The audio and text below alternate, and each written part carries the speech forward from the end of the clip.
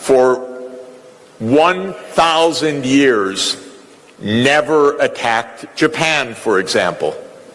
Can you imagine? Britain couldn't keep its hands off any place for more than a year or two at a time. It had to go beat up somebody. And the United States doesn't even take a year off. I don't know the truth yet. It could be an accident, but I don't think so. Today, a major refinery in Venezuela suddenly exploded. That seems a lot like the CIA to me.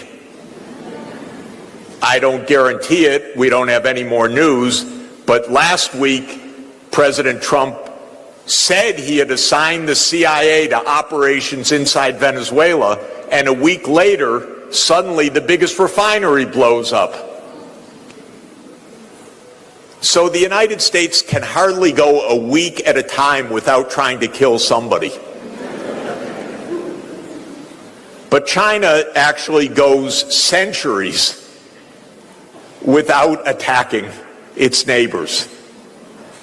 So China went for 1,000 years without once invading Japan, a near neighbor, even though China was much more powerful. Incidentally, from 2 times, there was an attempt to invade Japan from the Chinese mainland, but that was when China had been conquered by the Mongols. So 800 years ago, roughly, they tried twice. The Mongols tried to invade Japan, and they were defeated both times. But the Chinese never tried. The Japanese actually, sadly, invaded China many times, but never the other way around. And the Chinese never invaded Korea. And the Chinese did invade Vietnam once, but that was 615 years ago. And then they had a skirmish for 1 month in 1979. Other than that, that's the so-called enemy of the United States. So that's why I call it a neurosis. China's the least threat possible. Doesn't threaten anybody. Doesn't attack anybody. Hasn't been in any war for 46 years, and the war that it was in 46 years ago lasted 1 month. That's when Vietnam toppled a government in Cambodia that China viewed as an ally, and so it punished Vietnam for a month for having overthrown their ally in Cambodia. Other than that, no wars for more than 4 decades. But we're in a funk because the American idea is you have to be number one so you can boss everyone else around.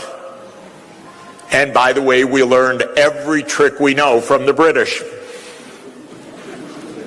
who did that for 200 years before that. China has increased the size of its economy 40 times since 1980. 40 times. It's now a bigger economy than the United States. It's a much bigger industrial power. It is technologically more advanced than the United States in most sectors, not all, but in most sectors right now. When you drive your vehicles 10 years from now, they will be Chinese electric vehicles. And even if you happen to drive a Tesla, that's a Chinese vehicle, by the way, with Elon Musk at the top. But it's the gigafactory in Shanghai that gives it even a chance to compete. So China made it, and that's why we're at the end of yet another cycle. The European imperial age is over. The British imperial age ended in 1945, and the U.S. imperial age is ending right now.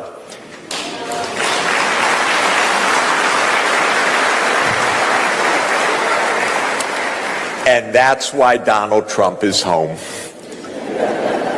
Because he doesn't want to be one of several.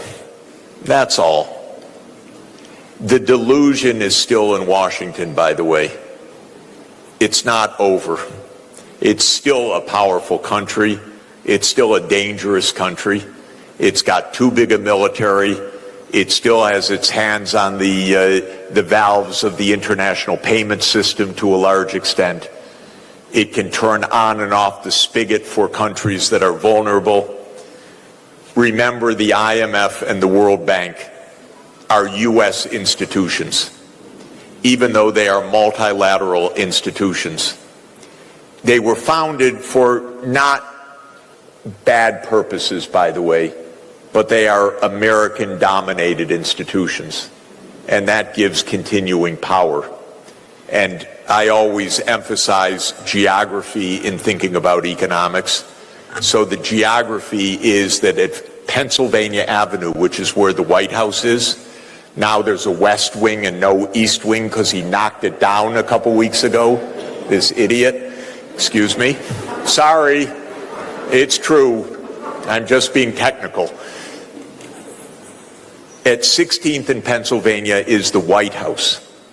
15th in Pennsylvania is the Treasury Building. 17th in Pennsylvania is what's called the Executive Office of the President of the U.S. 18th in Pennsylvania is the World Bank. And 19th in Pennsylvania is the International Monetary Fund.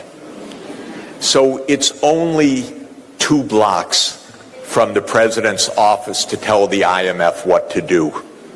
You don't even need to text it. It takes 30 seconds to walk across the street to say, veto that country's program. And that's still power. But it's power that is fading. It's fading in part because of the BRICS. Because the BRICS are saying, we don't need to be under the thumb of a U.S. empire. And the world is not fragmenting. The U.S. is isolating itself. It doesn't even go to the parties anymore. It puts on tariffs. It says, you can't have our market. And the rest of the world says, okay, because your market's not so important for us. And Trump said, okay, we're going to punish you, China, for being so successful, by the way. We're going to put 100% tariff on you. And the next hour, China said, okay, we're putting 120% tariff on you. And then Trump said, okay, we're going to restrict any advanced chips going to you. And China said, okay, no rare earth magnets. And the U.S. within a half an hour said, we surrender.